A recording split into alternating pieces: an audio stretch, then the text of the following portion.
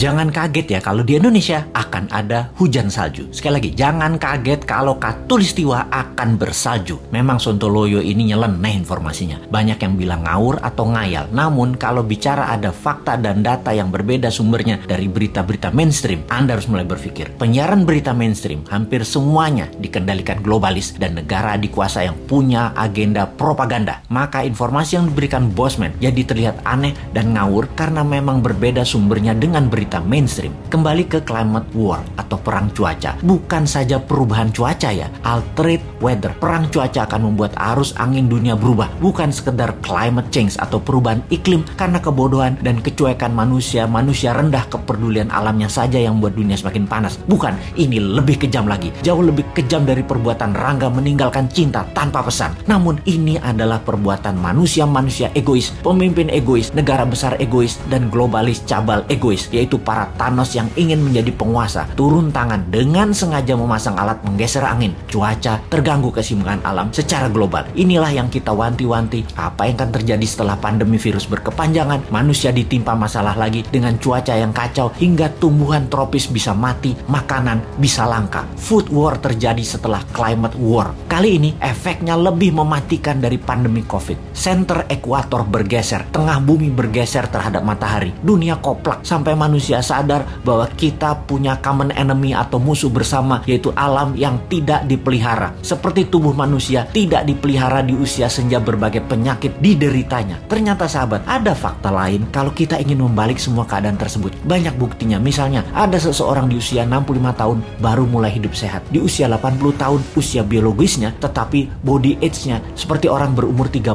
tahunan karena dirawat dengan baik walaupun mulainya dari umur 65. Dia makan sehat, olahraga, dan lain sejenisnya. Sekali, padahal selama 65 tahun hidupnya berantakan, namun ketika diputuskan berubah 180 derajat, balik arah, semua bisa jadi muda lagi, sehat lagi. Dunia pun sama. Selama ini dunia tidak dirawat oleh manusia, maka penyakit bumi itu banyak. Hal inilah yang membuat bumi menua dengan cepat dan menjadi renta. Tapi bukan tidak bisa disembuhkan. Bisa, selama kita semua sepakat berjuang memperbaiki. Indonesia di tahun 2045 adalah pemimpin yang akan memimpin perbaikan alam dunia ini semua. Untuk itu, New Mind selama 24 tahun ke depan hingga tahun 2045 akan pegang kendali utuh, menyelesaikan masalah dalam negeri dan luar negeri, menyetop kegilaan Amerika dan Tiongkok, serta menyetop globalis cabal. Ini bukan impian kosong. Ini mungkin impian segelintir orang awalnya. Namun ketika 1 juta orang percaya, akan jadi collective belief. Ketika 10 juta orang pertama, kekuatan keyakinan makin besar. Dan ketika 100 juta orang percaya, maka Indonesia akan bergetar.